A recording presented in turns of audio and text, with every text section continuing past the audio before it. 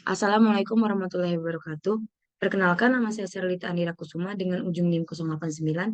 Dari sini saya akan membuat respon akhir dari praktikum eksplorasi sumber daya laut dan estuari dengan materi analisis finansial. Analisis finansial digunakan untuk menentukan kelayakan usaha dilihat dari sudut pandang badan atau orang yang menanamkan modalnya atau yang berkepentingan langsung pada suatu kegiatan usaha. Suatu usaha yang dijalankan bertujuan untuk mendapatkan keuntungan. Analisis finansial dibagi menjadi analisis usaha, analisis kriteria investasi, dan analisis tingkat pengembalian investasi. Analisis kriteria investasi disebut juga.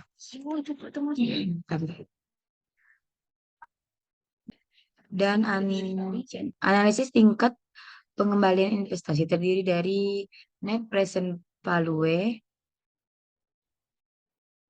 net benefit cost ratio, internal rate of return, dan di sini saya akan menjelaskan beberapa contoh soal dari analisis finansial. Yang pertama itu contoh soal dari analisis usaha.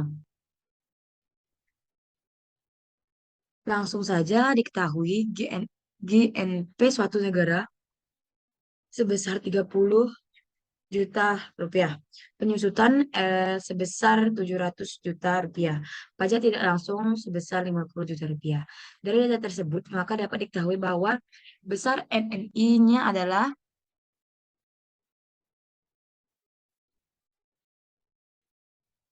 untuk dapat menjawab soal tersebut, kamu harus mengetahui apa itu NNI atau Net National Income atau pendapatan nasional neto.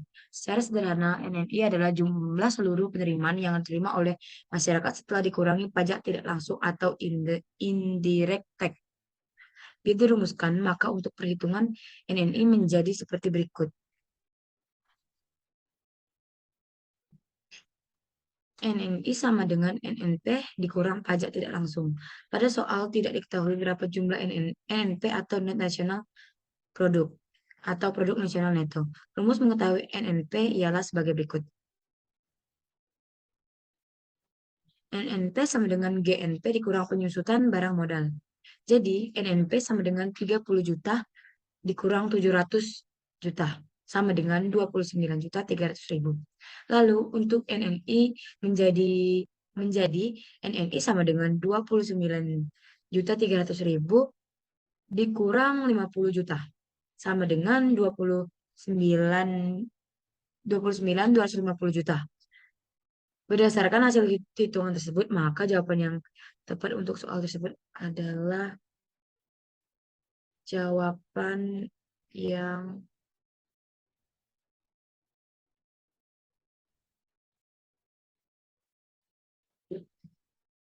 A, yaitu 29.250.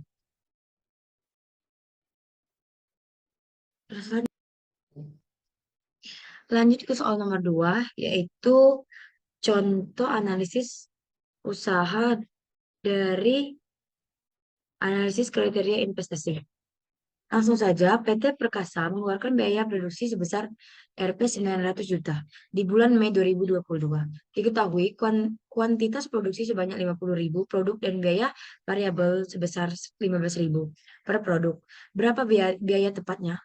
Langsung saja, FC sama dengan TC dikurang TVC dikali Q. FC sama dengan 900 dikurang 50 dikali 15.000.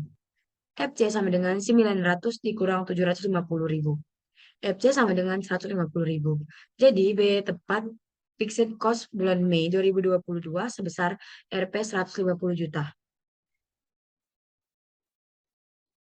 Langsung ke soal nomor 2, yaitu contoh kasus arus kas setiap tahun jumlahnya sama. PT Maju Belajar melakukan investasi sebesar 45.000 US dollar. Jumlah arus kas per tahun adalah 22.500 US dollar. Maka payback periodnya adalah, langsung saja kita jawab. yaitu payback period sama dengan investasi awal per arus kas dikali 1 tahun, sama dengan 45.000 US dollar dibagi 22.500 US dollar dikali 1 tahun, sama dengan 2 tahun. Jadi, payback periodnya adalah 2 tahun. Maka, modal yang dihabiskan 45 US dollar bisa kembali dalam jangka waktu 2 tahun.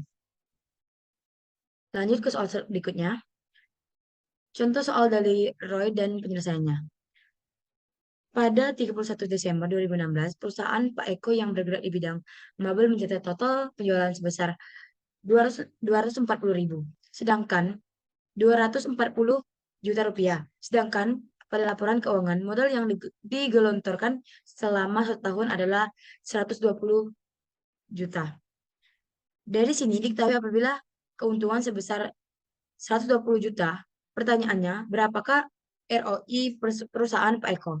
Langsung saja kita jawab, ROI sama dengan 240 juta dikurang 120 juta per 120 juta dikali 100%, sama dengan 50%.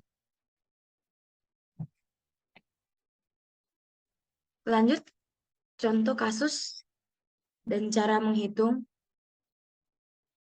Manajemen perusahaan ADC ingin membeli mesin produksi untuk meningkatkan jumlah produksi produknya. Harga mesin produksi yang baru tersebut adalah 150 juta dengan suku bunga pinjaman sebesar 12% per tahun. Arus kas yang masuk diestimasikan sekitar 50 juta per tahun selama 5 tahun. Pertanyaannya, apakah rencana investasi pembelian mesin produksi ini dapat dilanjutkan? Langsung saja kita bahas. CT sama dengan 5, diketahui CT sama dengan 50 juta, CO sama dengan 150 juta, R sama dengan 12% atau 0,12. Langsung saja kita jawab. C1 per 1 plus R plus C2 per 1 plus R kuadrat plus C3 per 1 plus R kubik plus C3 per 1 plus R pangkat 4 plus CT per 1 plus RT min CO. Langsung saja 50 per 1 plus 0,12 plus 50 per 1 plus 0,12 pangkat 2 plus 50 per 1 plus 0,12 pangkat 3 plus 50 per 1 plus 0,12 pangkat 4 plus 50 per 1 plus 0,12 pangkat 5 dikurang 150. Sama dengan 44,64 plus 39,86 plus 35,5 plus 31,78 plus 28,37 dikurang 150. Sama dengan 180,24 dikurang 180. NPV sama dengan 30,24. Jadi nilai NPV adalah sebesar 30,24 juta. Oke, mungkin sekian untuk penjelasan saya. Apabila ada kesalahan kata atau kurang tepat, saya mohon maaf. Saya akhiri. Wassalamualaikum warahmatullahi wabarakatuh.